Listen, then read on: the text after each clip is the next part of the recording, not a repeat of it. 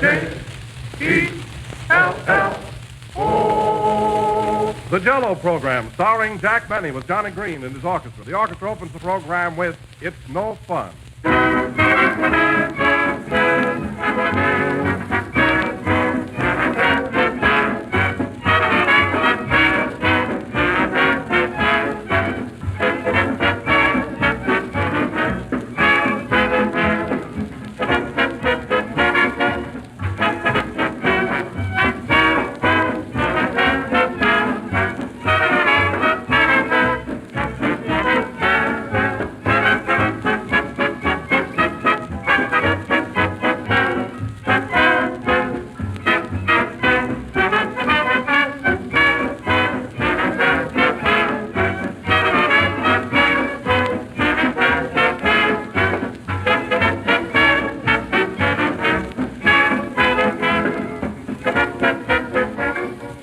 All over the country today, lovely ladies have been parading their latest spring finery.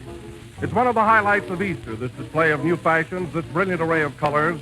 But in all their springtime brightness, the colors of Easter cannot surpass the glowing colors of Jello.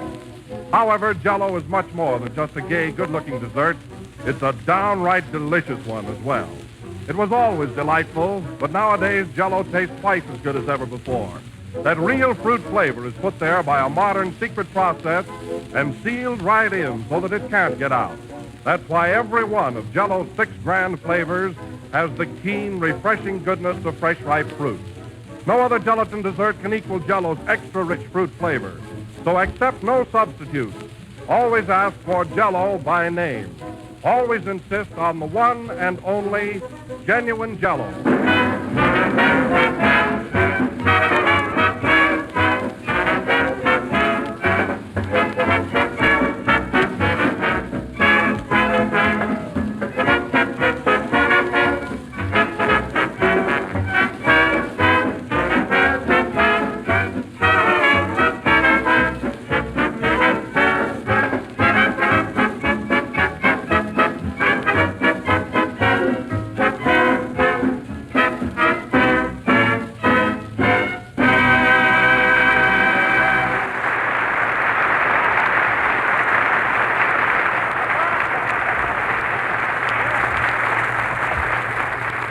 And now we bring to you from Cleveland the pride of Waukegan, the idol of California, Ohio's favorite son, Jack Benny of New York. Thank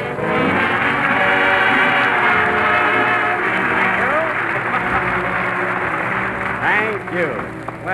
Well, Jello again.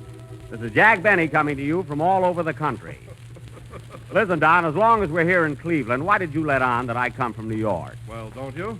Yes, Don, but I had a swell gag all worked out about Cleveland. You nearly spoiled it. Oh, I'm sorry, Jack. Look, Don, now look. There's a famous street here called Euclid Avenue, see? It's known all over the country. Euclid Avenue, eh? Yeah, now you asked me how I like Cleveland. Go ahead. All right, Jack.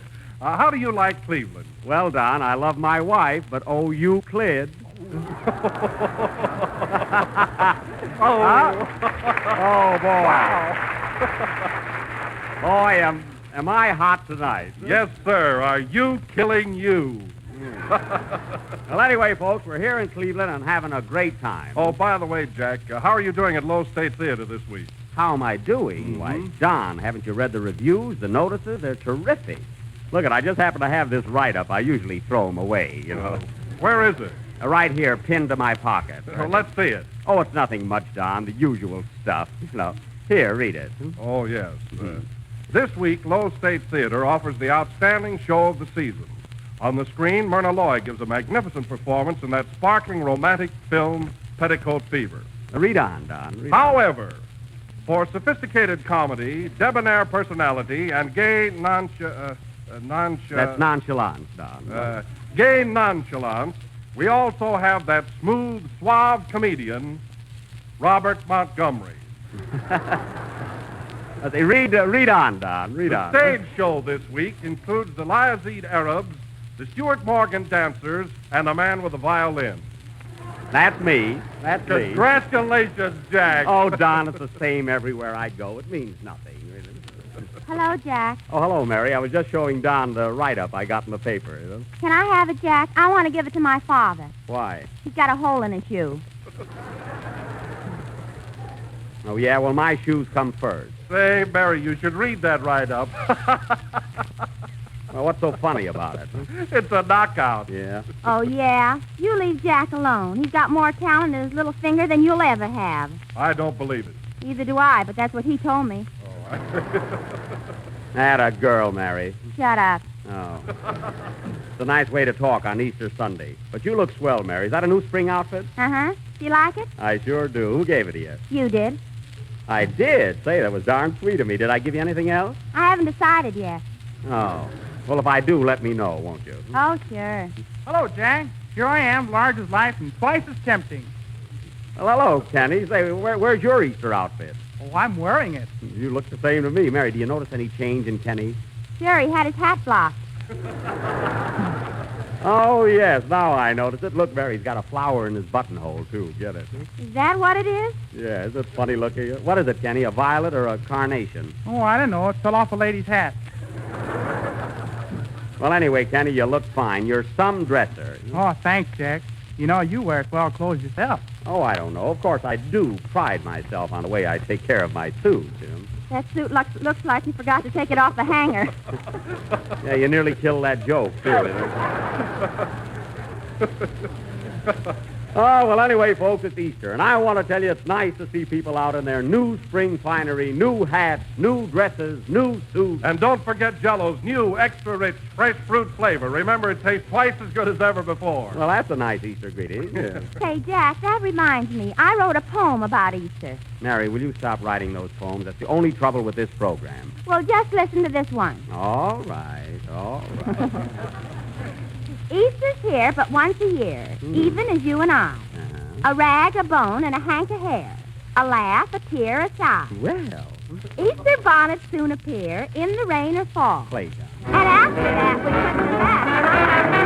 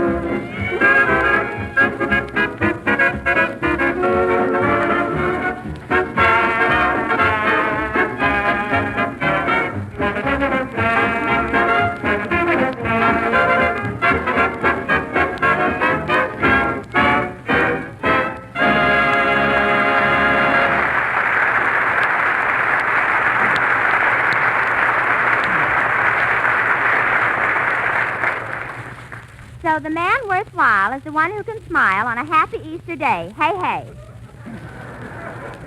That was Mary Livingston by Johnny Green and his orchestra. That's the last poem I'll ever write. You see? They like that, huh? Well, anyway, that was Goody Goody, played by Johnny. But really, that was swell. I don't know, Johnny. You know, your music does something to me. Oh, I'm sorry, Jack. Oh, I didn't mean it that way. You know, Johnny, there's something about you when you stand there leading that orchestra that, oh, I don't know. There's a word that fits you, and I just can't think of it. It's, How about genius? well, that's cute, yes. I really had another word in mind, but genius will do. I mean, Mary, what are you laughing at? Imagine a genius with a haircut. Mary, listen, don't forget the struggle behind Johnny's musical education. Night after night, with the wind howling and tearing at his clothes, he trudged 6 miles through blinding snow just to get to his piano teacher's house. Is that right, Johnny? No, he came to our house. Well, you don't know the struggle that piano teacher went through.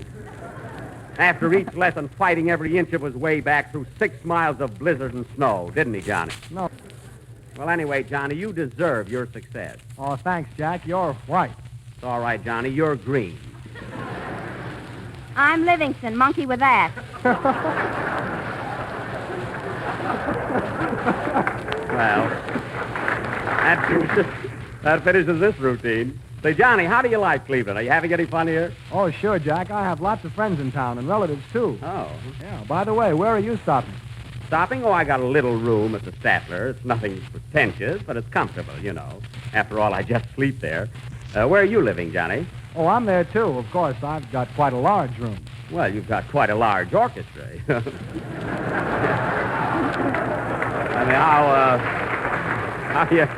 I mean, how do you all get in there? We checked the drums downstairs. Oh, you could have checked that joke downstairs, too, I think.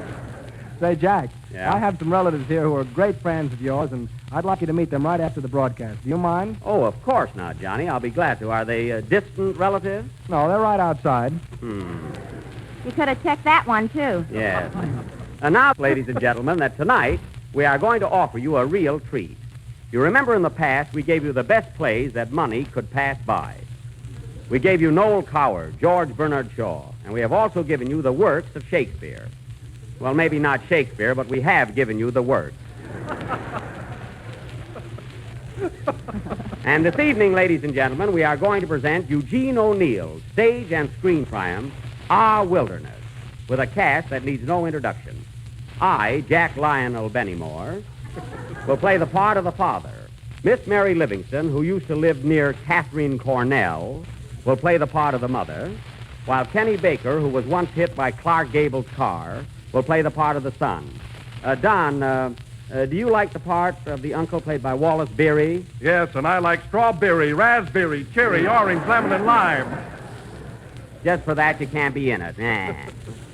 Oh, Mary, while Kenny is singing his number, you better rehearse a little bit. You know, that's a pretty important part you've got there. Oh, yeah? I don't need rehearsing.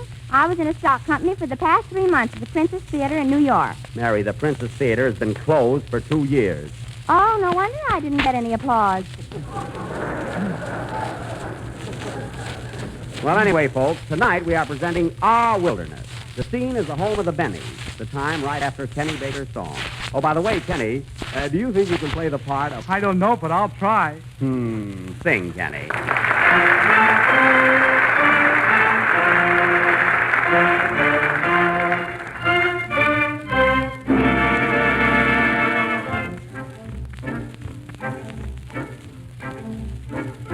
Let me ride on a trail in the hills of old Wyoming, where the coyotes wail in the gloaming, for it's there that my heart's at home.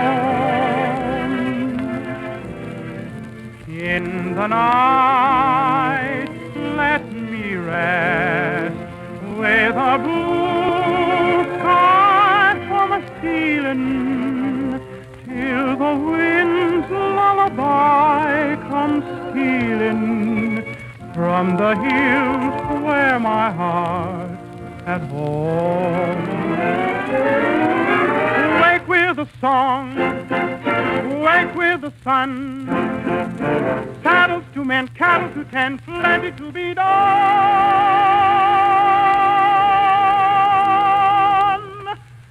Let me live on the range, where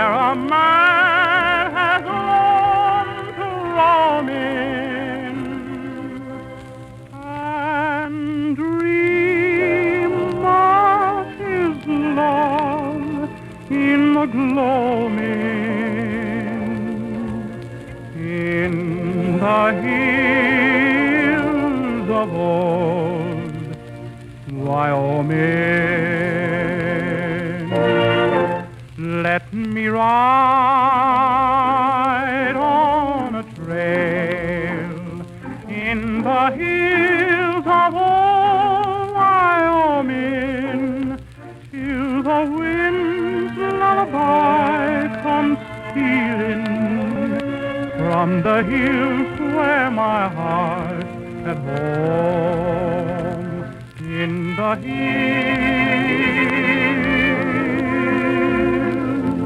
in the hills,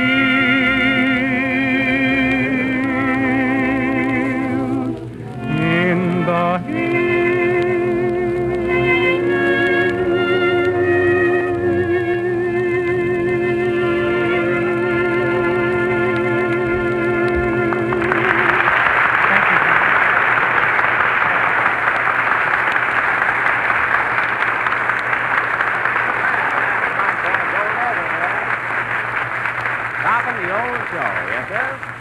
That was Kenny Baker singing In the Hills of Old Wyoming. And now we bring you our version of Eugene O'Neill's masterpiece, Our Wilderness. The scene is a small town in New England years and years ago, when children were seen and not noticed. Now, as the scene opened, what was that noise, Mary? O'Neill just turned off his radio.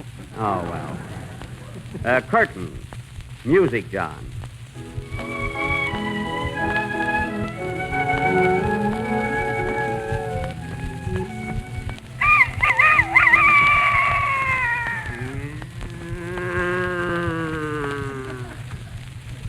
Oh, Forrest.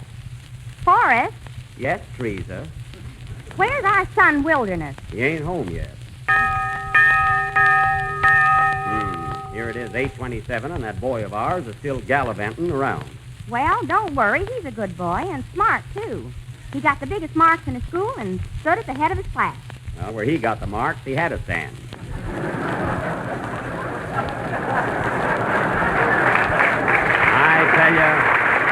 I tell you, Teresa, I don't know what this younger generation is a-coming to. On the way home tonight, I actually saw a young couple holding hands before it got dark. Well, what's the matter with that? Well, when I was young, boys never thought of doing the things they do today. That's why they didn't do 'em. Never thought of that. You know, Pa, I've been thinking, you really got to talk to Wilderness and tell him the facts of life. He's going on 29. Yes, you're right, Ma. He ain't a child anymore. Has he got a shaving mug? Yes, but he never shaves it.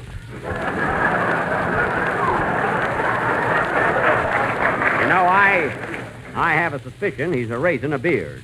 Are you sure, Pa? No, but when he comes in, I must stash him. Ooh.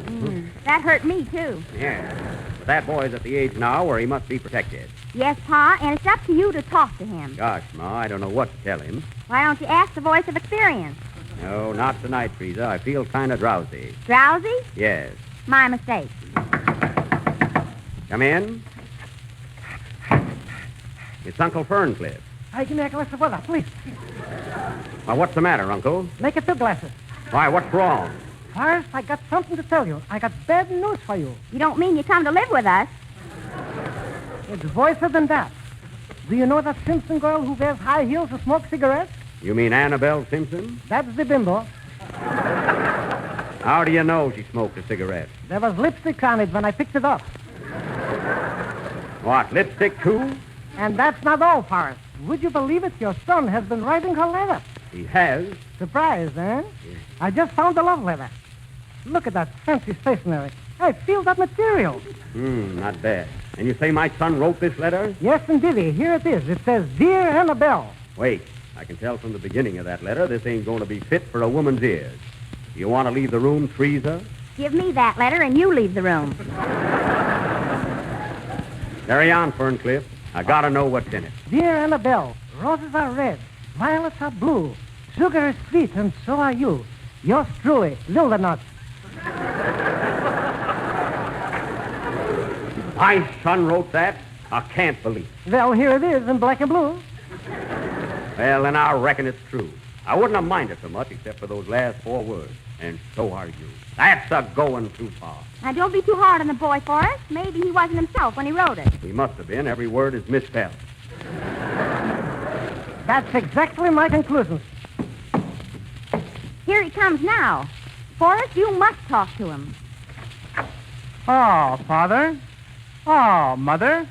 Oh, Uncle. Ah, Wilderness.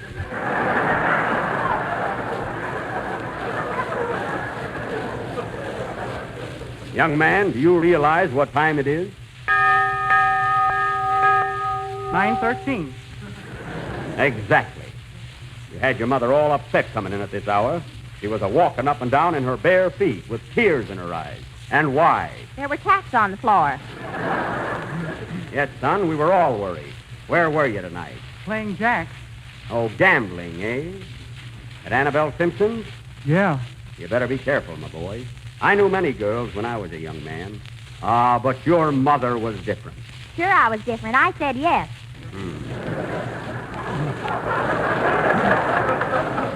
Wilderness, Uncle Ferncliff found a love letter you wrote to Annabelle. What do you say to that? Oh, gingerbread. Watch your language, son. Did you have a drink before you came home? Yes, Father. A malted milk. A malted milk, eh? Was there an egg in it? Well, Answer me, son. Was there an egg in it? yes, Father. That's the last straw. But I couldn't help it, Father. I couldn't help it. I was driven to it. I don't care how you got there. It doesn't matter. You don't know the aches of a lonely heart. I asked Annabelle for a lock of her hair, and she told me to jump in the lake. Did you do it, son? Yes, but it wasn't there. Well, I can understand that. When your mother first turned me down, I drank a glass of iodine. Was there an egg in it? Leave the room, Teresa. I'm going to have a talk with Wilderness about the facts of life. Well, I hope you learned something. She infumigated. Come here, son. You're getting at the age now when you ought to be told some of the facts of life. Sit down, my boy. I am sitting down. Then stand up. You're going on 29 and approaching manhood. There are a few things you ought to know. Gee, it's a thrill. What is it, Dad? Wait a minute. Lock that door and shut that window. Yes, Pa. Now close that transom. Yes, and turn off the steam. First, I'm going to read you that letter you sent to Annabelle. I'm scared. Listen to this. Dear Annabelle, roses are red, violets are blue, sugar is sweet, and so are you. Yours truly, Wilderness. Gosh, did I write that? It wasn't Eugene O'Neill. Quiet, I'll handle this. How, Wilderness, how would you feel if you got a letter like that? I don't know, Dad, but I can find out. How? I'm going to sit right down and write myself a letter. Write yourself a letter, son? And make believe it came from you. Million soldiers across the sea fighting for democracy. I'm going to say those things so sweet Hot doggy. that will knock me off my feet. Yeah, man. With kisses at the bottom. Gee, I'm glad I got 'em. We'll write and say, I hope you're feeling Sophisticated lady, you're better. a fascinating baby. And sign with love the way you do. My honey do. I'm going to sit right down and write myself a letter. And make me name. Ciao.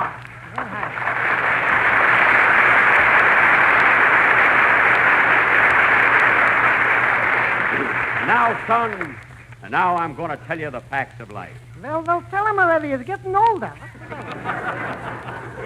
Listen, my boy, it's like this. I can't go through with this. I got cold feet. All right, I'll turn on the steam again.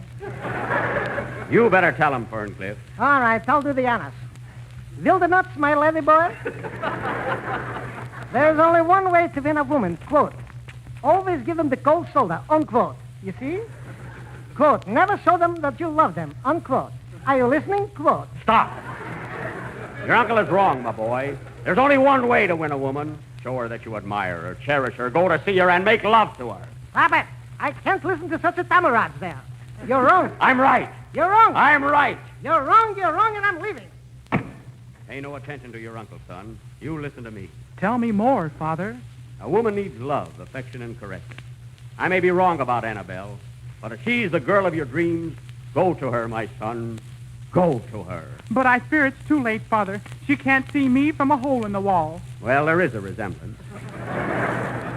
But I'll fix it. I'll call her up on the telephone. What's her number, Wilderness? Spruce.